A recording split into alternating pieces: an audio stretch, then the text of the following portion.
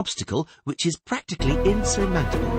It hardly ever freezes over, and during the rainy season it can carry so much water that its bed is almost a mile wide. All right. For a long stretch here, it flows between precipitous, inaccessible banks, between the rocks of Mafakam, the land of dwarves and gnomes. Yes, and so the Yaruga can only be crossed here, in its lower reaches, in Sodden, and here, in its middle reaches, in the valley of Dol Angra. And it was exactly in Dol Angra that incident? Wait, I'm just explaining to you that, at the moment, no army could cross the Yaruga River. Both accessible valleys, those along which armies have marched for centuries, are very heavily manned and defended, both by us and by Nilfgaard. Look at the map. Look how many strongholds there are. See, here is Verdun, here is Brugge, here the Isles of Skellige. And this, what is this? This huge white mark. Jara moved closer. She felt the warmth of his knee. Brokilon Forest, he said, is forbidden territory. The kingdom of forest dryads. Brokilon also defends our flank. The dryads won't let anyone pass. The Nilfgaardians either. Ciri leaned over the map. Here is Edirn and the town of Vengerberg. Jara, stop that immediately. The boy abruptly pulled his lips away from her hair and went as red as a beetroot. I do not wish you to do that to me. Ciri, I came to you with a serious matter, as a wizard to a scholar, she said icily and with dignity, in a tone of voice which exactly copied that of Yennefer. So behave. The scholar blushed an even deeper shade and had such a stupid expression on his face that the wizard could barely keep herself from laughing. He leaned over the map once more. All this geography of yours, she continued, hasn't led to anything yet. You're telling me about the Yaruga River, but the Nilfgaardians have, after all, already crossed to the other side once. What's stopping them now? That time, hawked Jara, wiping the sweat which had all of a sudden appeared on his brow.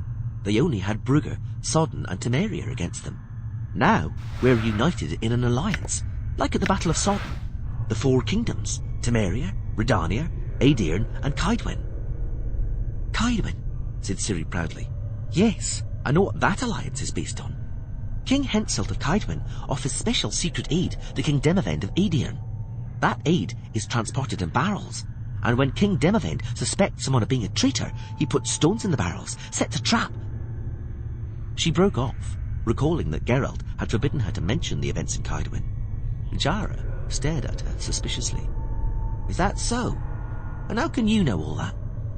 I read about it in a book written by Marshal Pelican, she snorted, and in other analogies. Tell me what happened in Dol Angren, or whatever it's called. But first, show me where it is.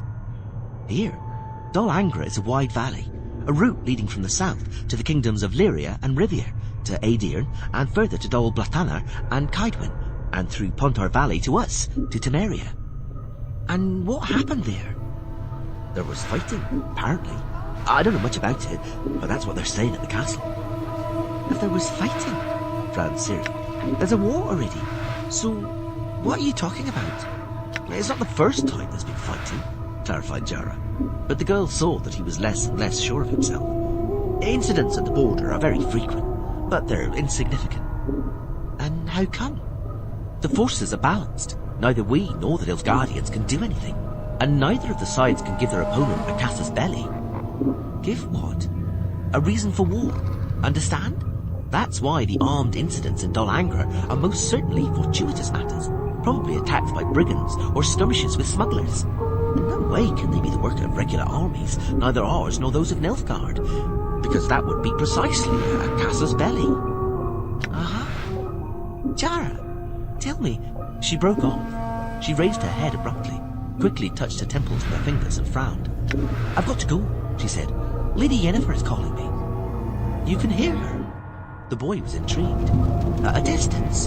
How? I've got to go, she repeated, getting to her feet and brushing the dust off her knees.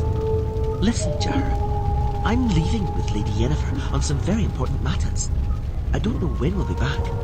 I warn you, they are secret matters which concern only wizards, so don't ask any questions. Jara also stood up. He adjusted his clothing, but still did not know what to do with his hands. His eyes glazed over sickeningly. Ciri? What? I don't know what you're talking about, she said impatiently, glaring at him with her huge emerald eyes. Nor do you, obviously. I'm off. Take care, Jara. Goodbye, Ciri. Have a safe journey. I'll be thinking of you. Ciri sighed. I'm here, Lady Yennefer. She flew into the chamber like a shot from a catapult, and the door thumped open, slamming against the wall. She could have broken her legs on the stool standing in her way, but Ciri jumped over it deftly, gracefully executed a half pirouette, feigning the slash of a sword, and joyfully laughed at her successful trick. Despite running briskly, she did not pant, but breathed evenly and calmly. She had mastered breath control to perfection. I'm here, she repeated. I'm gone. At last. Get undressed and into the tub. The enchantress did not look round, did not turn away to take a She looked at Ciri in the mirror. Slowly, she combed her damp brown hair, which straightened under the pressure of the comb, only to spring back a moment later into shiny waves. The girl unbuckled her boots in a flash, kicked them off, freed herself of her clothes, and with a splash landed in the tub. Had to wake up from the dead. It must be She started hallucinating, all to right. scrub her forearms. Yennefer sat motionless, staring at the window and toying with her comb. Ciri snorted, spluttered and spat because soap got into her mouth. She tossed her head, wondering whether a spell existed which could make washing possible without water, soap and wasting time. The magician put the pen aside, but, lost in thought, kept gazing through the window at the swarms of ravens and crows, croaking rhythmically across the leaves. On the table, next to the mirror and an impressive array of bottled cosmetics, lay several letters. Ciri knew that Yennefer had been waiting for it for a long time, and that the day on which they were to leave the temple depended on her receiving these letters. In spite of what she had told Jara, the girl had no idea where and why they were leaving. But in those letters, splashing with her left hand so as to mislead, she arranged the fingers of her right in a gesture, concentrated on formula, fixed her eyes on the letters, and sent out an impulse. Don't you even dare, said Yennefer, without turning around. I thought... She cleared her throat. I thought one of them might be from Geralt. If it was, I'd have given it to you. The magician turned in her chair and sat facing her. Are you going to be long washing? I finished. Get up, please. Ciri obeyed. Yennefer smiled faintly. Yes, she said. You've finished with childhood. You've rounded out where necessary. Lower your hands. I'm not interested in your elbows. Well, don't blush. No false shyness.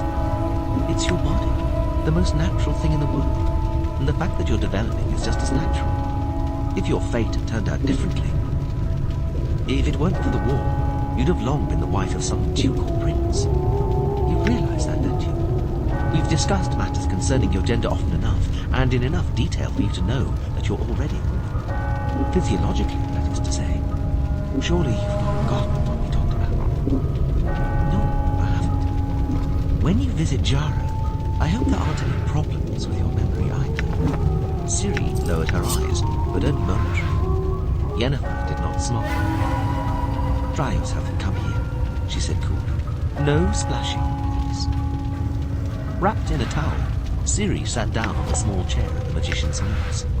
Yennefer brushed the girl's hair, every now and again snipping off a disobedient wisp with a pair of scissors. Are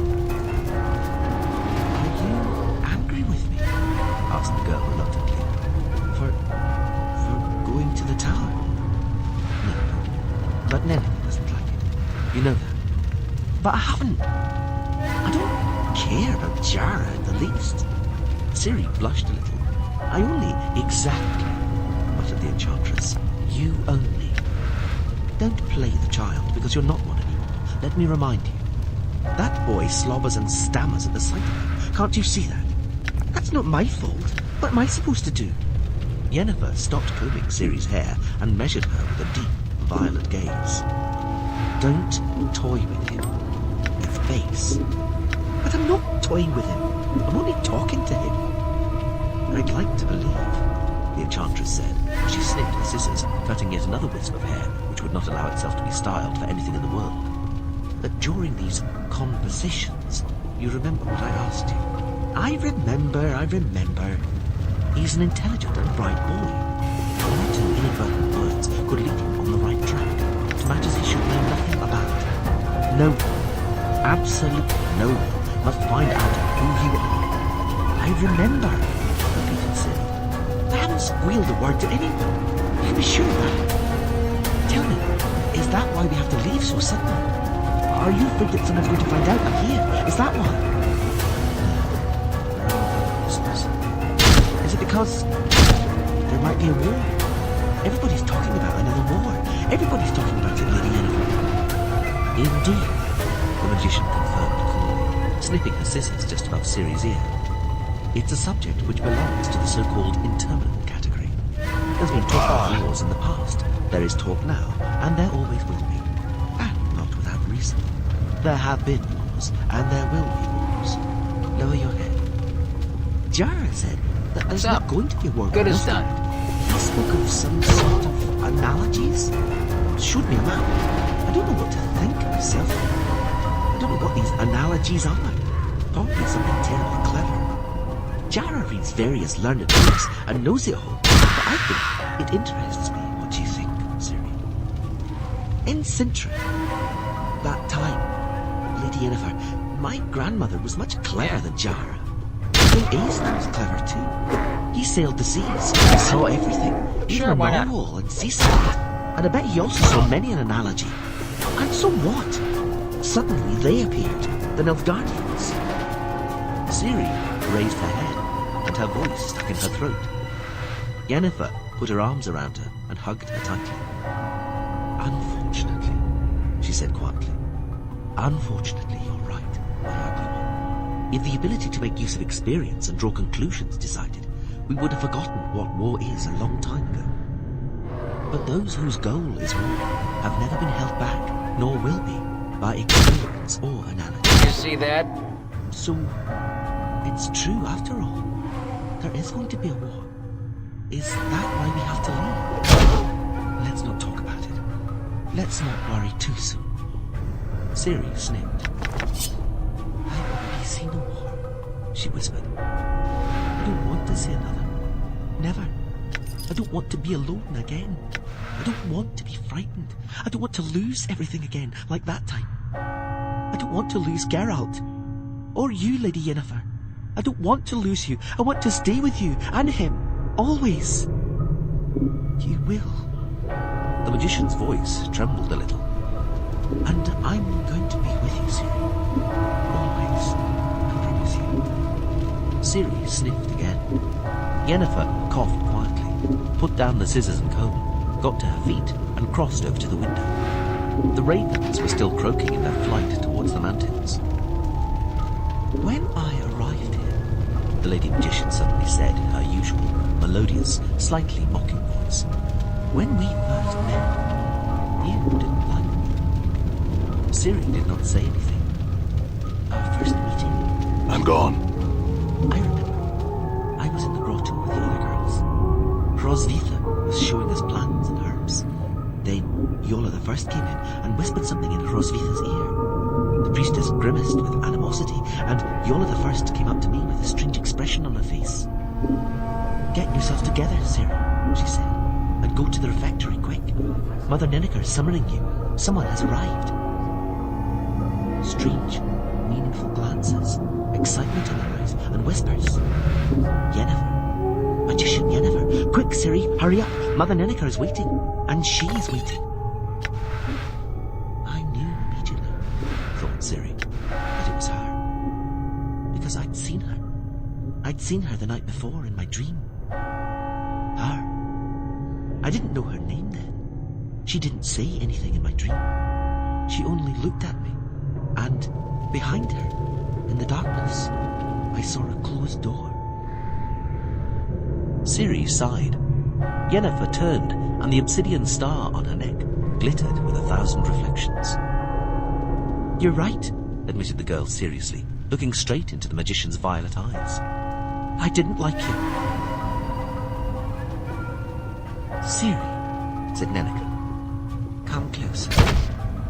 This is Lady Yennefer from Vengerberg, mistress of wizardry. Don't be frightened. Lady Yennefer knows. Can't trust her. The girl bowed, interlocking her palms in a gesture of full respect. The enchantress, rustling her long black dress, approached, took Ciri by the chin, and quite offhandedly lifted her head, turning it right and left. The girl felt anger and rebellion rising within her. She was not used to being treated this way, and at the same time, she experienced a burning envy. Yennefer was very beautiful. Compared to the delicate, pale, and rather common comeliness of priestesses and novices who Ciri saw every day, the magician glowed with a conscious, even demonstrative loveliness, emphasized and accentuated in every detail. Her raven black locks, cascading down her shoulders, shone, reflected the light like the feathers of a peacock, curling and undulating with every move. Ciri suddenly felt ashamed of her grazed elbows, chapped hands, broken nails, her ashen, stringy hair. All of a sudden, she had an overwhelming desire to possess what Yennefer had. A beautiful exposed neck, and on it a lovely black velvet ribbon with a lovely glittering star. Regular eyebrows, accentuated with charcoal and long eyelashes. Proud lips, and those 2 mouths which rose with every breath, hugged by black cloth and white lace. So, this is the famous surprise. The magician twisted her lips a little. Look me in the eyes, girl. Ciri shuddered and hunched her shoulders. No, she did not envy Yennefer that one thing, did not desire to have it or even look at it. Those eyes, violet, deep as a fathomless lake, strangely bright, dispassionate and malefic, terrifying. The magician turned towards the stout high priestess. The star on her neck flamed with